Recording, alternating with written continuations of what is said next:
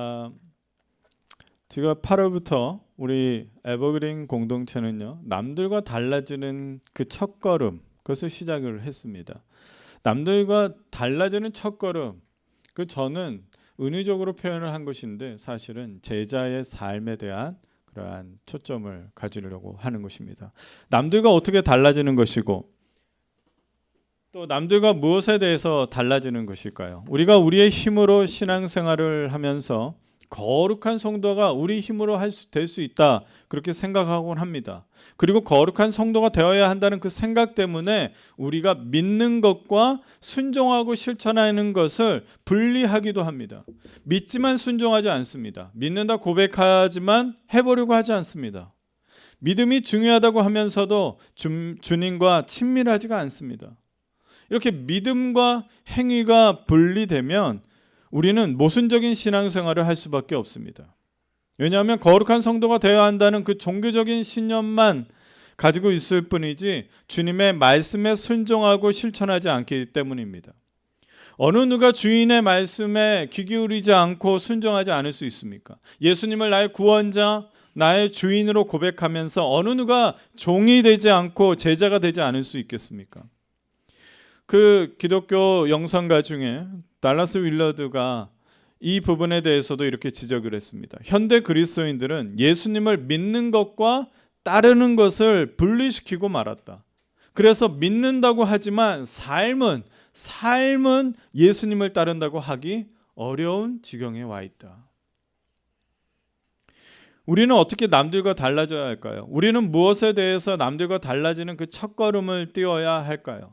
어떻게 제자의 삶으로 가야 하느냐 거죠. 우리는 가장 기초적인 것, 바로 예수님을 따르는 것부터 시작해야 합니다. 제자의 시작은 나를 따라오너라는 그 선생님의 말씀에 즉각적으로 반응하는 것에서 시작하는 것이죠. 종으로서의 기초가 되는 것은 나를 찾으시고 부르시는 그 주인의 음성, 주님의 음성에 그 귀 기울이고 벌떡 일어나는 것입니다. 우리는 즉각적으로 순종하는 것에서 달라져야 합니다. 우리는 믿음과 행위가 일치되는 것부터 그 몸부림치면서 남들과 달라져야 할 것입니다. 사랑하는 에버그린 형제자매 여러분, 이 시대를 다양한 키워드로 얘기를 하는데요. 자주 요즘에 사용하는 그 키워드가 있는데 그것은 바로 뭐냐면 위기의 시대라는 겁니다. 위기의 시대. 이 시대는 위기라는 거예요. 위기의 시대라는 겁니다. 문명이 하루가 다르게 발달하고 있지만 삶의 질이 좋지가 않은 거예요. 문명은 발달해요. 과학은 발달해요. 그런데 우리의 삶의 질은 좋아지지 않는다는 겁니다. 또 이 불확실한 존재 AI에게 항상 묻고 의견을 묻고 또 지식을 묻고 부탁까지 합니다. 삶의 질이 좋아졌습니까? 우리의 몸과 마음이 더 윤택해지고 건강해졌습니까? 먹고 살기가 더 좋아졌냐는 거예요. 저는 이 위기의 시대를 또 이렇게도 표현하고 싶은데 불확실성의 시대예요. 불확실성의 시대. 사실은 우리 인생의 특징이 바로 불확실성이죠. 우리 인생은 무엇 하나 확실한 것이 없습니다. 죽는 줄로 알았는데 살고요. 살 것 같았는데 죽는 것 같습니다. 어느 것 하나 확실한 것이 없습니다. 예측할 수 없기 때문에 늘 위기가 오는 것 같습니다. 그렇지만 불확실성의 시대를 조금 이렇게 긍정적으로 생각을 해볼까요? 불확실한 시대에 가장 필요한 것은 무엇입니까? 대량의 데이터의 정보입니까? 아니면 계속 뭔가를 업그레이드 해야지 확실해집니까?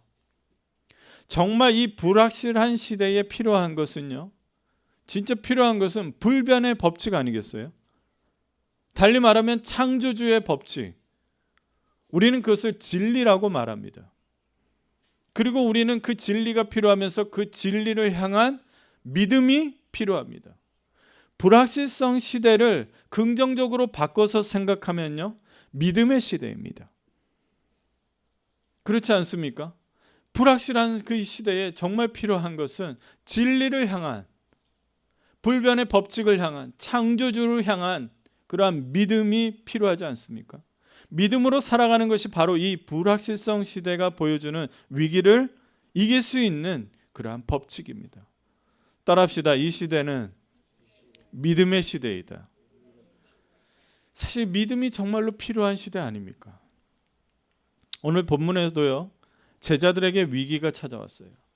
간질병을 앓고 있는 어린 소년과 그 아버지가 예수님의 제자들에게 찾아옵니다. 그리고 간절히 고쳐달라고 부탁을 합니다. 제자들은요, 이 어린아이를 위해서 간절히 기도했을 거예요.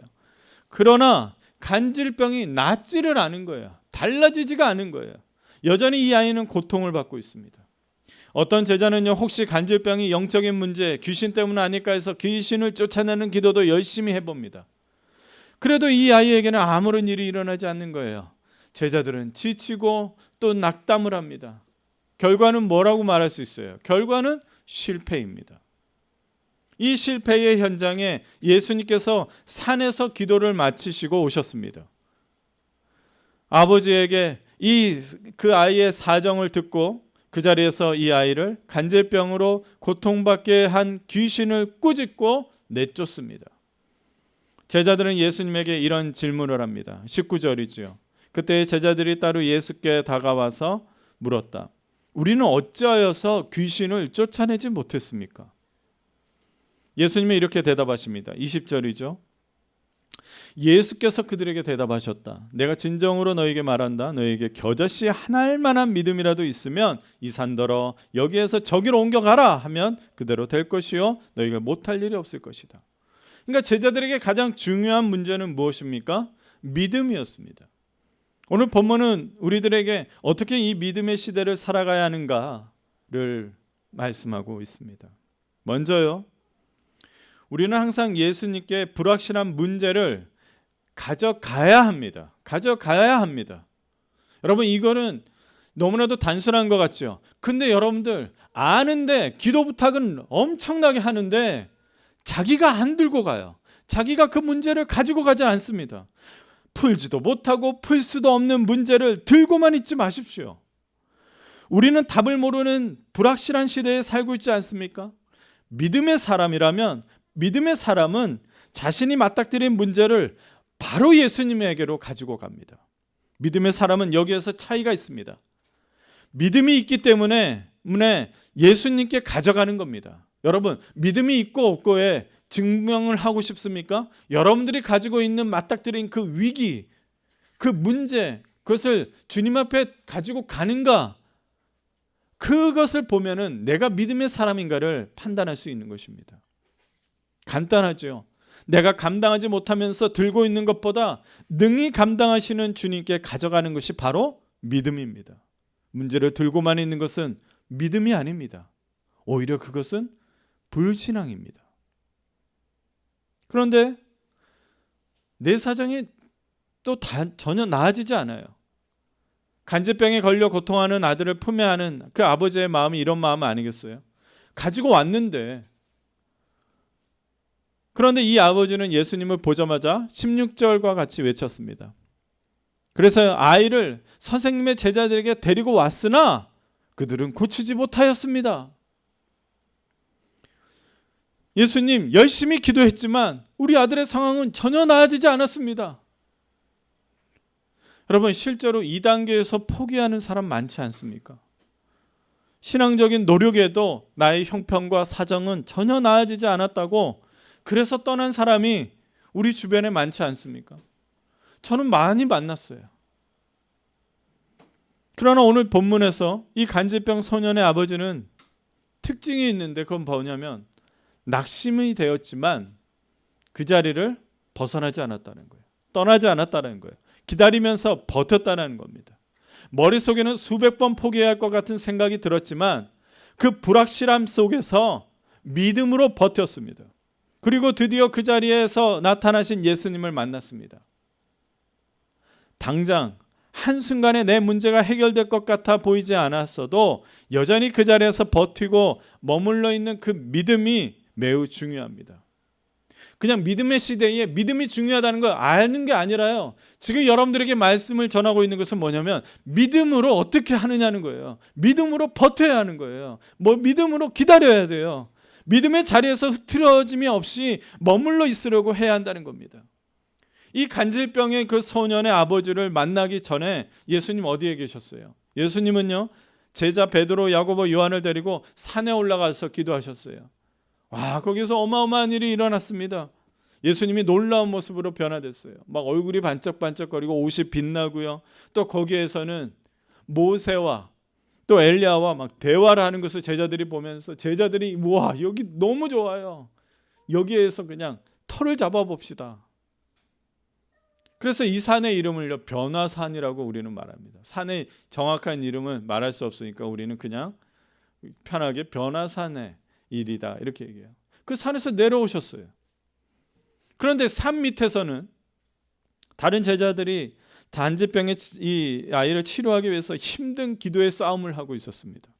아무런 일이 나타나지 않고 좌절과 낙심만 있을 뿐입니다. 이 현장에 아이의 아버지는요, 견디고 버텼어요. 다른 것은 없다라는 거죠. 사랑하는 에버그린 형제 자매 여러분, 예수님은 우리를 좌절과 낙심 속에서 두지 않으십니다. 기다리고 버티는 사람에게 반드시 찾아오십니다.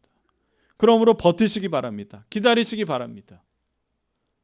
요즘에 제가 개척을 시작하면서 두 부류의 목사님 선배님들이 얘기를 저에게 했습니다. 첫 번째 부류는요, 어떻게 말하냐면요, 힘들어. 요즘 시대의 개척은 힘들어. 힘든데. 그러니까 한편으로 하지 말라는 얘기로 들렸어요. 근데 개척을 하고 어떤 그런 경력이 있으신 분은요, 저에게 두 번째 부류인데 꼭 이런 얘기를 하세요. 박 목사님, 버티십시오. 개척의 방법은 다른 게 없습니다. 버티는 것밖에 없습니다. 버티십시오. 문제가 어쩌면 해결되지 않는 이유는 예수님께서 내가 온전히 의지할 때까지 기다리고 계시기 때문일 수도 있습니다. 주님은 제가 개척을 하면서 제가 받은 가장 큰 은혜가 바로 이것입니다. 내가 주님을 온전히 의지하는 그러한 목사가 된 거예요. 저는 정말 무식할 만큼 주님을 의지합니다. 내가 온전히 주님을 의지하도록 좀 더 기다려 보십시오. 좀 더 버텨 보십시오. 그리고 살아계신 주님, 내 삶에 실제적으로 간섭하시고 인도하시는 그 주님을 한번 바라보시려고 노력해 보십시오. 우리 주님은 우리에게 임할 것입니다. 우리에게 은혜와 능력으로, 사랑으로, 치유로, 깨달음으로, 그리고 눈물로 주님은 여러분들을 만나주시고 해결해 주시고 인도해 주시리라 믿습니다. 여러분, 이 신앙생활 하면서 기쁨이 그것 아닙니까? 살아계신 주님은 누가 그런 건 몰라도 저는 그런 분들한테 부끄러워요. 그런 분들한테 막 질투가 나요. 어쩌면 우리 에버그린 성도들에게 살아계신 그 주님이 만나지기를 바랍니다. 그러므로 문제를 가지고 주님 앞에 나아가는 것을 배우는 그 믿음의 사람이 되시기를 축복합니다. 두 번째로, 문제를 주님께 가져가는 것 외에 오직 예수님만을 온전히 신뢰하는 것. 누구만을? 예수님을, 그것이 아니에요. 예수님만을 온전히 신뢰하는 것을 배워야 합니다. 본문에서 제자들의 기도는 실패했다고 할 수 있습니다. 왜 실패했습니까? 무엇이 잘못되었을까요?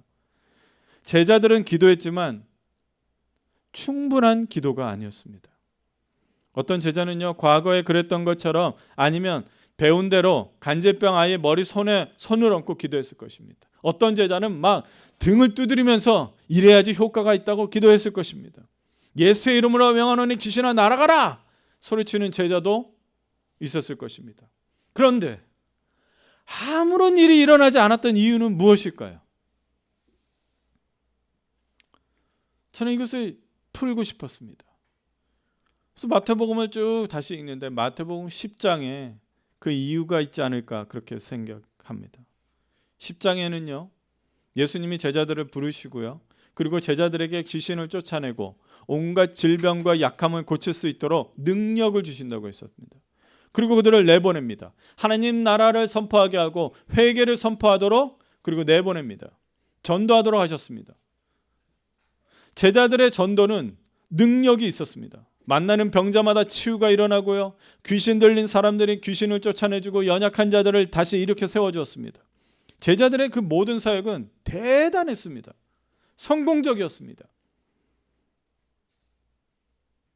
그런데 지금 그 제자들의 성공적인 과거가 아무런 도움이 되지 않았습니다. 과거의 성공적인 사역을 의지한 것이 지금의 실패의 원인이 되었습니다. 이해가 되십니까? 과거의 성공적인 사역을 의지한 것, 그것이 지금 실패의 원인이 된 것입니다. 과거에 십자가만 생각하면 눈물이 흐르는 은혜가 있었습니다. 과거에는 어떤 말씀을 들어도 너무나 귀하게 들렸습니다. 과거에는 10을 준비해도 100을 얻게 되는 그런 놀라운 사역의 열매를 얻기도 했습니다. 과거에 성령으로 충만하여 기도했는지도 모릅니다. 입만 열면 하나님 아버지의 그 놀라우신 일에 대해서 찬양을 했습니다. 근데 지금도 그런 방법으로 하면 되겠지 합니다. 왜냐하면 과거에 그런 기억이 있기 때문입니다. 무엇을 의지한 겁니까? 오직 예수님만을 온전히 신뢰했습니까?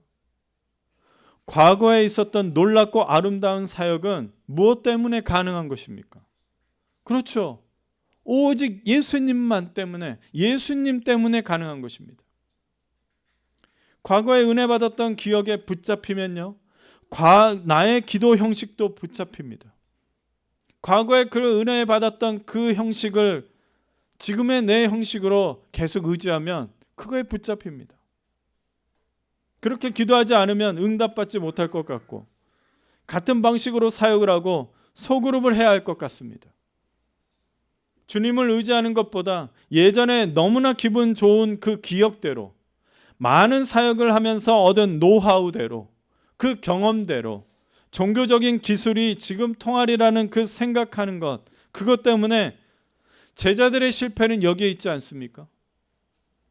우리는 예수님을 온전히 신뢰하지 못한 제자들의 실패를 보면서 우리의 모습을 돌아봐야 합니다.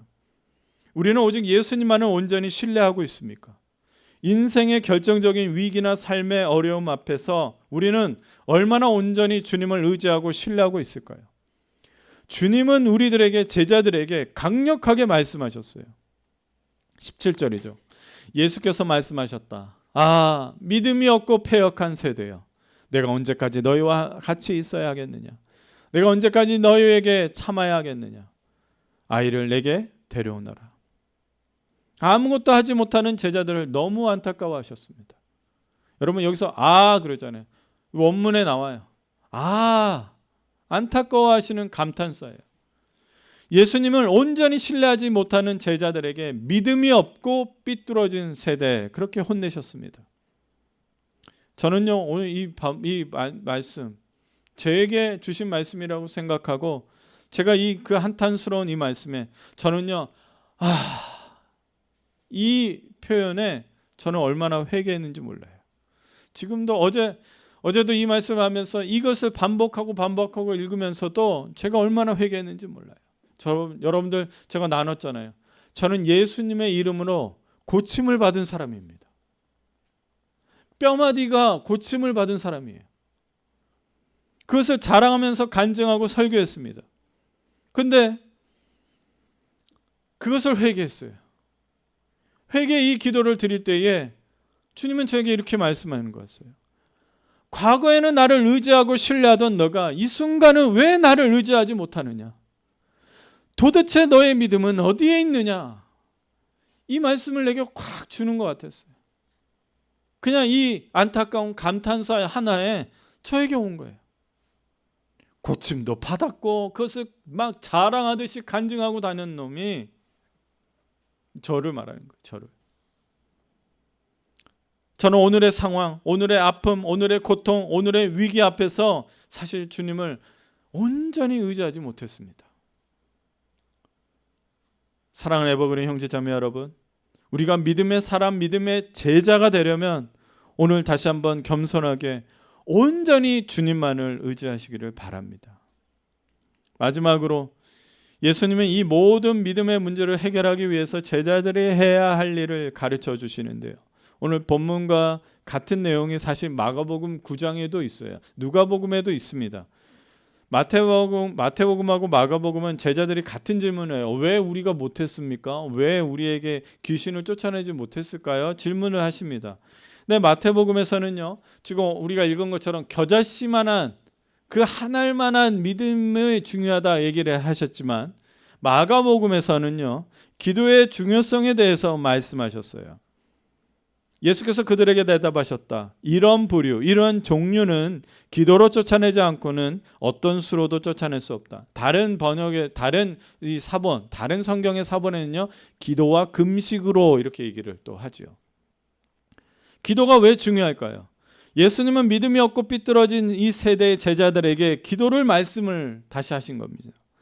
이런 부류, 이런 종류는 기도로만 가능하다고 가르치셨는데, 여러분, 제자들이 그 기도의 중요성에 대해서 몰랐을까요? 지난주 설교를 기억하실지 모르지만 신앙은 하나님 앞에 나아가는 것이라고 전해드렸습니다. 하나님 앞에 즉각적으로 나아가는 방법은 무엇이 있을까요? 기도입니다. 즉각적으로 나아가는 방법. 내가 신앙은 하나님 앞으로 나아가는 거구나. 그것을 여러분 관념적으로 알지 마시고 그것을 바로 실천하십시오. 즉각적으로 나아가는 방법은 바로 기도입니다. 기도는 하나님 아버지를 바라보게 합니다. 하나님 아버지를 바라보지 않고서는 기도하는 것이 아니죠. 하나님 아버지를 부르지 않고는 기도가 시작되지 않습니다.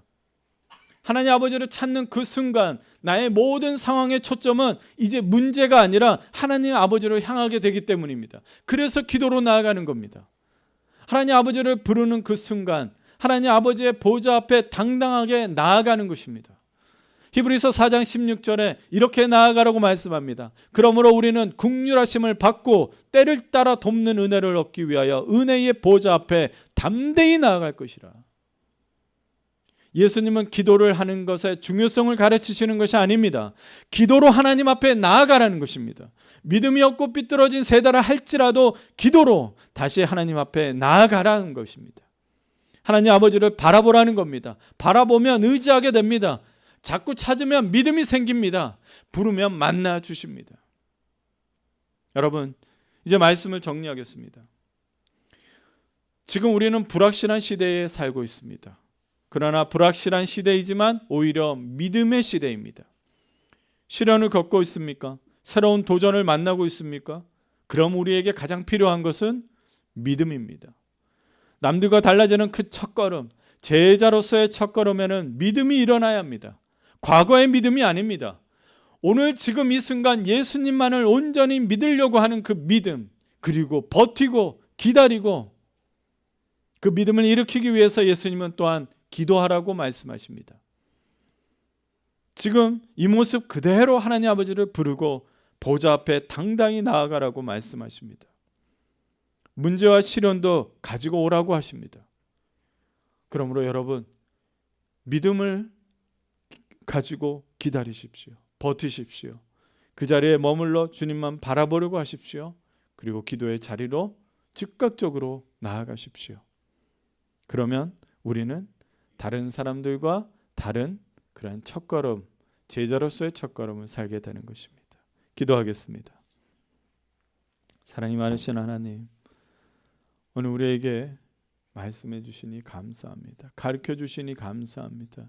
주님, 우리가 관념적으로 사는 것이 아니라 불확실한 그거에 노예가 되어 사는 것이 아니라 이제 믿음을 가지고 즉각적으로 반응하고 일어서게 하시고, 그리고 믿음을 가질 때에 기다리고 버티는 우리 성도들 되게 하여 주시옵소서. 주님, 그 가르침이 한 걸음 한 걸음 우리가 실천하고 순종할 수 있도록 인도하여 주시옵소서. 예수님의 이름으로 기도드립니다. 아멘. 우리 결단의 찬양 함께 합시다. 넘쳐나리라.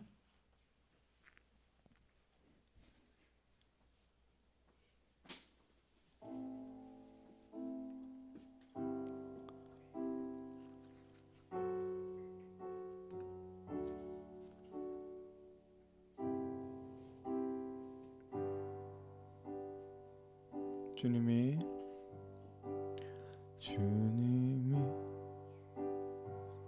신 이곳에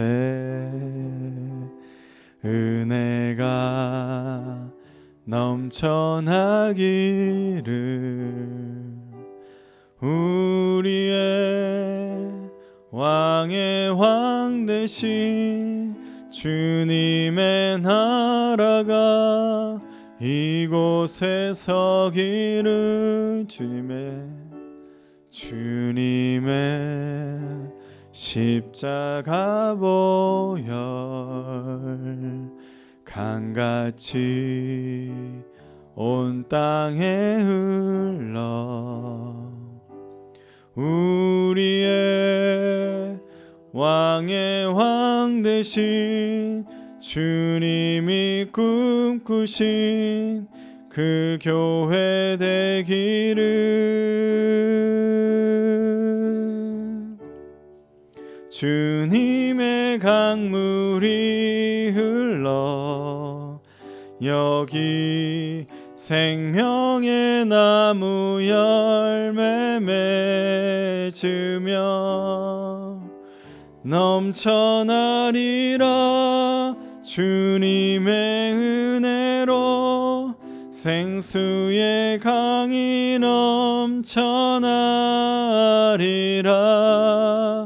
기쁨의 노래가 되어 여기 마르지 않는 샘이 되리니 넘쳐나리라 주님의 은혜로 생수의 강이 넘쳐나리라 주님이 계신 이곳에. 우리 시간에 결단의 기도를 함께 올려드립시다. 우리 시간에 기도할 때에 주님, 내가 오늘 이 듣는 말씀 중에 내게 하신 말씀이 있는 것 같습니다. 그것을 말씀을 받으십시오. 그리고 또 회개할 것이 있으면 회개하십시오. 너무 과거의 것에, 과거의 은혜에, 과거의 노하우에, 그것 때문에 오늘 이 시간 주님을 온전히 바라보지 못하고 또 주님을 찾지 못하고 또 주님을 의지하지 못하는 거 아니겠습니까? 여러분 회개하시고 오늘 이 믿음, 오늘의 믿음을 기대하시고 바라시는 주님께 내 믿음이 없음을 도와달라고 기도하시고 그리고 또한 기도의 자리로 나아갈 수 있도록 인도해 달라고 우리 시간에 한 목소리 오늘 말씀을 받으시고 우리 함께 기도하겠습니다. 하나님 아버지, 주님께서 오늘 우리에게 말씀해 주시니 감사합니다. 주님, 저는 그렇습니다. 제가 과거의 것으로 연연하고 그것을 부끄러워합니다. 하나님 아버지, 이것이 이제는 한날 한날의 은혜가 되게 하시옵소서. 한날 한날의 간증이 넘치게 하시옵소서. 한날 한날의 주님의 증거가 나타나게 하시어서 하나님의 은혜가 있기를 원합니다. 과거의 것은 아버지와 주님 증거가 될 수 있으나 하나님 지금의 은혜가 아닙니다. 하나님, 내게 주님 한날 한날의 순간순간에 주님 의지하고 바라볼 수 있게 하여 주시옵소서. 하나님을 더 의지할 수 있게 하여 주시옵소서. 주님, 나를 용서하소서. 주님, 용서하소서. 주님을 바라보지 못하고 주님 의지하지 못한 것을 용서하여 주시옵소서. 하나님 아버지여, 주님만을 바라보며 나아가겠습니다. 주여 도와주시옵소서.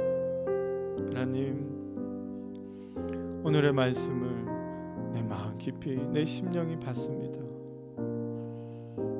저도 고백한 것처럼 저도 그 과거의 그 은혜를 오늘에는 아무것도 느끼지 못하고 아무 증거를 가지지 못하면서 과거의 것으로 자꾸 얘기한 이 못난 종을 용서하여 주시옵소서.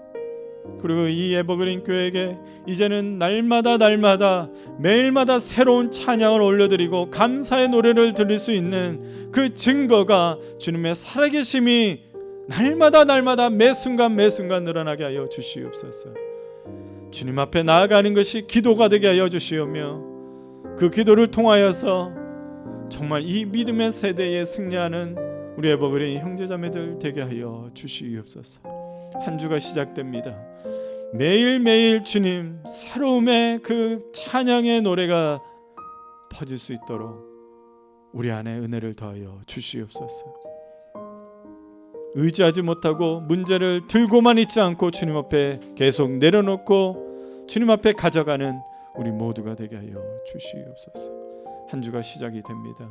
영육에 건강하게 하여 주시고 어디를 가든지 주님 안전하게 주님의 오른팔로 붙들어 주시옵소서. 병약한 자들에겐 건강함을 더하여 주시옵소서. 또 분별하여서 주님께 드린 예물이 있습니다. 기뻐 받아 주시오며 주님이 사용하여 주시옵소서. 우리 자녀들을 기억하여 주시옵소서. 이 다음 세대, 이 불확실한 세대에 주님 이들에게는 빛과 진리 되시는 주님을 의지하는 믿음의 세대가 되게 하여 주시옵소서. 주님, 에버그린 교회를 기억하여 주시옵소서. 사용하시고 빚어 주시옵소서. 예수님 이름으로 축복하며 기도하옵나이다. 아멘. 이제는 우리 구주 예수 그리스도의 은혜와 하나님 아버지의 극진하신 사랑하심과 성령님의 교통 충만 인도하심이 이제는 이 믿음의 세대에 담대히 살아가기를 원하는 우리 강벌이 위에 가정과 직장과 그리고 모든 세계 선교지 위에 이제부터 영원토록 함께 하시기를 간절히 축원하옵나이다. 아멘.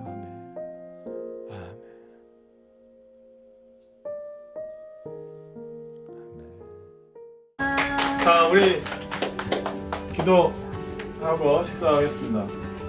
사랑이 많으신 하나님, 우리 사랑 가족들과 귀한 점심을 함께합니다. 우리와 함께하시고 우리 대화 속에서 우리의 삶을 더 풍성하게 하시고 영육에 건강하게 하시고 또 이렇게 서로 나누어서 음식을 준비했습니다. 이 섬김에도 주님 기억하시고 복을 내려 주시옵소서. 이 자리를 더욱더 주님께서 은혜 가운데 축복해 주시길 원하며 예수님 이름으로 기도드립니다. 아멘. 맛있게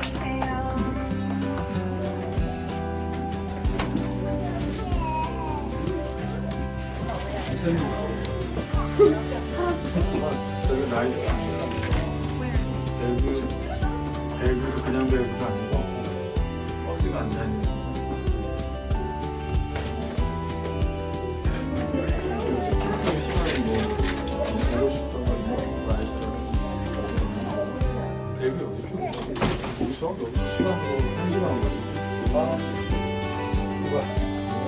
목사님 그거를 테이블로 제가 갖다 드릴게요. 자, 이거 테이블에 하나씩.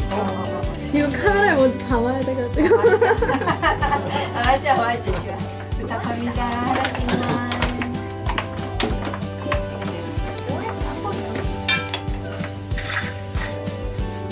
김치도요? 지도 테이블로 갖다 드릴게요. 이렇게 고기하고 이것만.